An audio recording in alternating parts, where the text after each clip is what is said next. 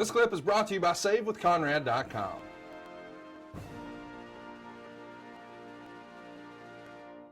And I said, listen, before you say a word, I just want to say I'm not going to resign. Why not? I'm done. I'm mentally fried. I'm not going to New Japan. I'm not going to Impact. I'm not going anywhere. I'm done. Don't even say a number because I don't want you to think this is about money. It's not. You could offer me $1. You could offer me $1 million. I can't do this right now. So I left for 2.5 years. And in that time frame, I really, I wanted to study acting. I mean, of course, listen, if Steven Spielberg calls, I'm in, but I wasn't going to become a movie star. I just wanted to learn the craft of acting. Pick it up as a hobby? Huh? A hobby? Not even a hobby, just to learn, like, because I've been playing a character for so long, and wrestling is all about your character. Right. It really is. So I wanted to kind of deconstruct that and find out what's the crux of acting. What does method acting mean? What does all this stuff mean? So I went to a guy's name is Kirk Baltz, and he was the guy who got his ear cut off in Reservoir Dogs, Marvin Nash. That was kind of the claim to fame of his, but he was a character actor. And, you know, we'd acted a bit and we'd done certain things with WWE that put you in a part here and there. You'll do this or do that. But I really, really learned what acting was from studying with him. And also at the same time, because I was spending a lot of time in LA, I connected with the Groundlings. Now, the Groundlings is the most famous improv comedy troupe ever. Will Ferrell was a Groundling. Kirsten Wiig was a Groundling. Phil Hartman was a Groundling. Paul Rubens, Pee Wee Herman was a Groundling. Go through the list. There's everybody. If you're on Saturday Night Live, you've probably been a Groundling at one point or another. And I knew a couple of people that worked there through some WWE stuff that we had done. And I just went there and I said, hey, I want to join. How do I do this? And they said, they kind of put me through the ringer.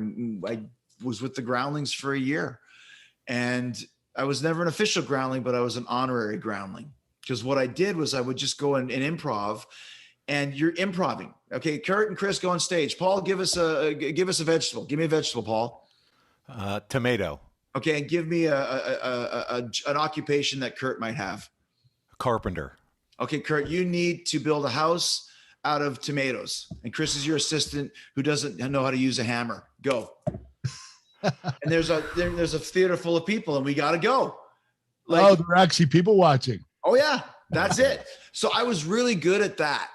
But what I wasn't good at was the basics, because I never trained. So they said, listen, you have the fundamentals. You're great. Obviously, you've improv. Duh, we used to do it every night. Me and Kurt, me and Steve, me and Rock. You'd stand up there for 20 minutes and talk to people after the show and do fun stuff. You need to learn the basics.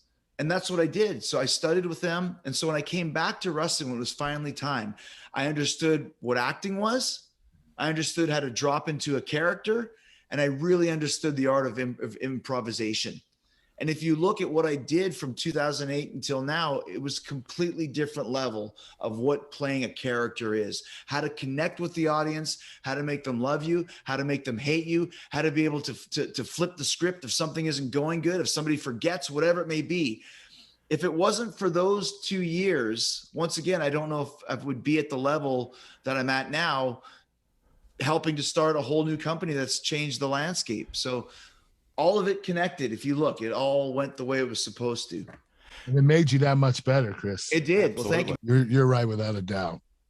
You went in and out of the company, but each time you returned, it seemed like you had more creative control. What was your relationship like with Vince to do that?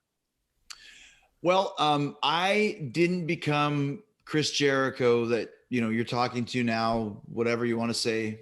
I didn't become the Chris Jericho that became a true main event guy until 2008, because I think that's when I finally became what Vince always saw in me from the start, but didn't think I was quite getting it. And that was the suit and tie, slow talking. And once again, who am I with? Shawn Michaels. Maybe the best story of my career, if not the best, top 3 for sure. And I'd even go as far as to say one of the best stories in WWE history, because it was supposed to go one night and we ended up going 8 months and settled it for the world title.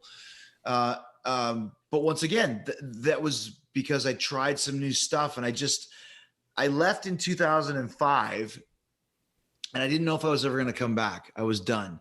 and my contract was over, and Vince and Johnny Ace took me into a room to discuss the next contract, and I could feel the vibe in the air. I could feel they were gonna ask for me to take a pay cut or whatever it was, but I was done by then anyways. Hey, it's Conrad Thompson. Thanks for checking out the podcast here on YouTube. Be sure to hit the subscribe button and the notifications bell so you get a notice anytime we upload some new content. And go save yourself some money right now. If you're in a 30-year loan or you have credit card debt, it's not a matter of if I can save you money, it's a matter of how much. Find out right now for free at SaveWithConrad.com.